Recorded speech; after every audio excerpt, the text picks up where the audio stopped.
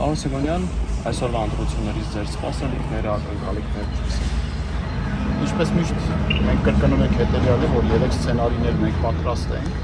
բայց ակնկալիքները բավականին դրական են։ Ես կարծում եմ, որ շատ մեծ հնարավորություն կա լուրջ հաջողություն արձանագրելու, որը կլինի նաև Հայաստանի հաջողությունը եւ հայ ժողովրդի հաջողությունը։ Իսկ սցենարների մասին ինչպես։ Սցենարները 3-ն են, Հայաստանի Հանրապետական Կուսակցությունը չի ստեղծվել կարճաժամկետ, որ ինչ-որ շրջանից հաջողության գա եւ հաջողության չգալու պարագայում իր ակտուալությունը կորցնի, նման բան չկա։ Մենք թե արտախորհրդարանական կարգավիճակում կարող ենք աշխատել, թե խորհրդարան անցնելու պարագայում, երբ որ ոչ առաջին դիրքերում եւ թե հաղթանակի ենք մենք պատրաստ, 3 սցենարներն էլ մեր պարագայում հնարավոր են։ Անուն ինչի է քվեարկել Հանրապետական Կուսակցության վարչապետի թեկնածու։ Հանուն կայուն ապագայի, հանուն հավասարակշռված խաղաղության, հանուն արժանապատիվ առօրյայի եւ կենցաղի, որ մեր հանրությունը արժանի է։ Չեք տեսնում, որ տասնամյակներ շարունակ մենք պայքարում մաքարում ենք, որ արժանանանք այն իրավիճակին, որ իրականում ենք արժանի ենք ու չենք արժանանում։ Ամեն անգամ ինչ-որ մի ճակերտավոր ասած պարտություն է արձանագրվում, փաթեթավորվում եւ բոլորս ընկնում են 88 թվականին։ Ժամանակն է առաջընթաց ունենալ հետխորհրդային անցյալի հետ հաշտվել եւ դառնալ զարգացող երկիր, դառնալ իրականում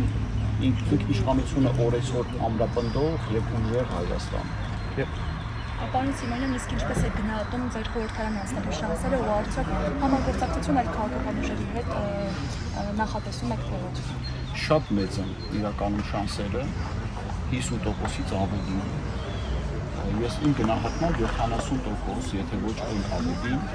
եւ համագործակցության առումով մենք արդեն հայտարարել ենք, որ նախկին 3 նախագահների եւ ներկայիս վարչապետի քաղաքական ուժերի եւ նրանց սպասարկող արբանյակ քաղաքական գործիչների եւ ուժերի հետ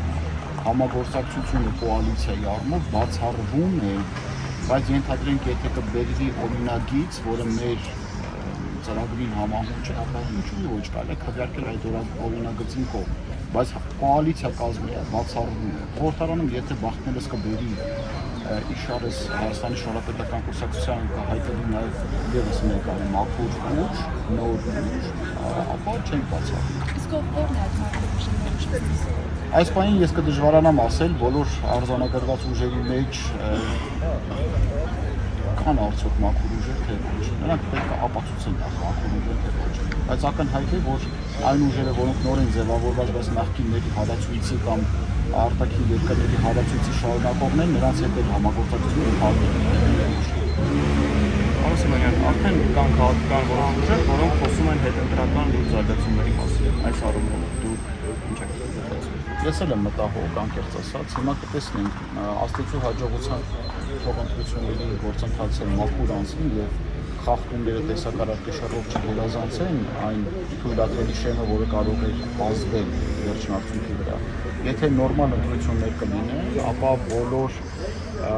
հակադրությունները մենք կփորձենք այնպես անել, որ բախման չգնա։ Բայց լինելու են, ես էլ եմ ակնկալում, որ խնդիրներ կլինեն, որտեղ արդեն հայտարարվել է, որ կանխավ, որ չեն ճանաչելու արդյունքը։ Ապրենք կտեսնենք, եթե Հանրապետական Կուսակցությունը լուրջ դիրքավորում ունենա այս ընտրություններում եւ մենք կարձանագրենք, որ ընտրախախտում ընդհանրապես չի եղել, մենք բարոյական իրավունք ունենանք հաշտեցնողի կարգավիճակում հանդես գալու։ Շնորհակալություն։